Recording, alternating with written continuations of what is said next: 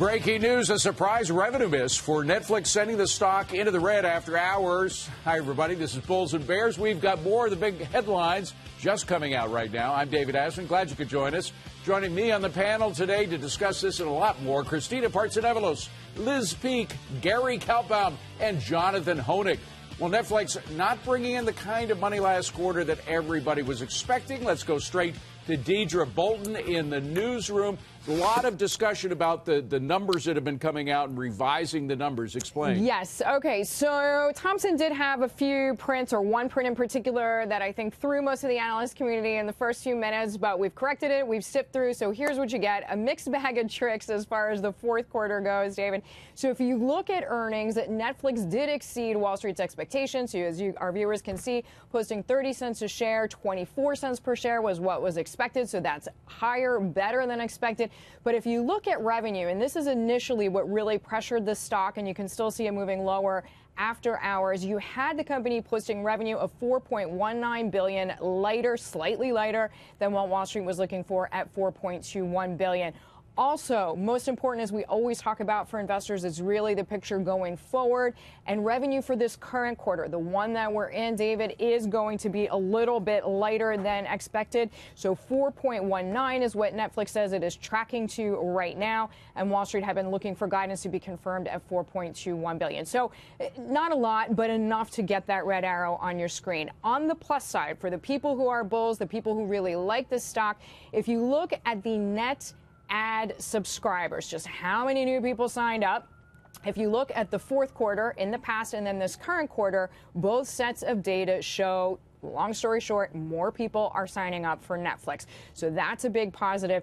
You also have some in the analyst community beginning to publish the other albatross that some people have been concerned about is the fact that the company has this net free cash flow, which is negative, about $3 billion, up from $2 billion in 2017. And a lot of analysts saying, OK, we understand that it costs a lot of money to make these very popular blockbuster, right? There's Black Mirror, there's Bird Box. Everybody understands it costs money, but when are you going to turn that figure around? Morgan Stanley says it happens in 2021. They're actually, for what it's worth, quite bullish after this report, David. That's not too far away. That's not too far away. Well, folks, what is the big headline here for Netflix? You got an idea? I'll give you the big headline. Sure. They're lucky that the market's acting well right now, because next quarter earnings, which matters most to companies and the company stocks, expectations were 86 cents, and they're coming in at a woeful 56 cents. This stock would be down $40 if this report came out 6 weeks ago when the market was in trouble. So they're lucky market's acting better right now.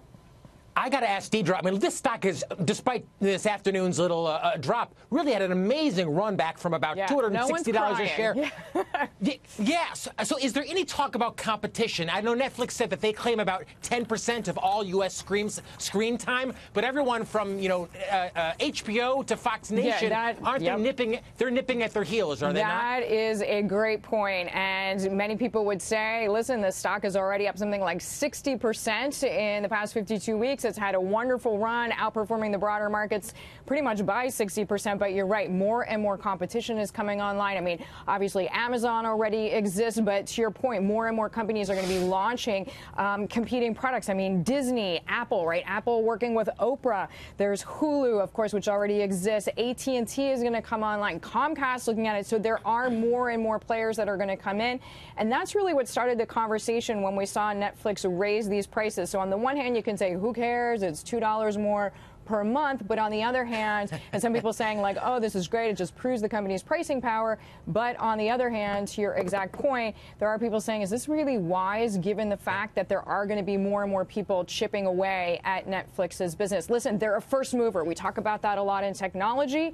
So they've shown everybody what a good idea it is, right, to have this streaming business. Now it's up to them to keep that first mover advantage. And you talked about the first mover. The growth has been phenomenal for this company. It's just a question question of whether their valuation right now justifies that, especially going into the new year. Their revenue guidance is going to be lower than, or is lower than expected. But I think the concerning part, and this is just for some traders, I reached out to one who short the company, and he brought up the fact that the cash burn continues to be $3 billion, like you mentioned, Deirdre. It's going to continue to go on to that. So to Jonathan's point about competition, maybe that cash burn shows that they are continuing to amp up all of their new content because they know the market is going to be saturated. The not concerning part, but the point where I think they could leverage is taking those new movies and putting them in theaters a month before they go on Netflix so they can get that increase in revenue. This is just thinking outside the box, and there was no mention or details, but I know that the earnings. That with Roma?